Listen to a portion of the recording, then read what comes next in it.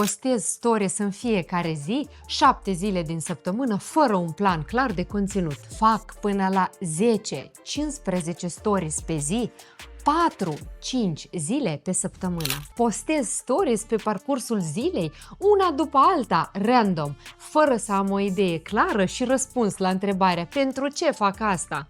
Pregătesc seria de stories, postez într-o serie, toate la un loc, într-un format coerent de storytelling care captează atenția. Neapărat adaug emoții, emoji, reacții, sondaje, text negru cu fundal alb, mult text. Răspund la întrebări în direct, apreciez like-urile și comunic în mesaje private cu urmăritorii mei. Îmi arăt fața în fiecare story, tot timpul în stil cap vorbitor. Diversific conținutul, filmez și fotografiez regulat, sunt o fabrică de conținut, ofer o varietate de formate care aduce valoare audienței mele.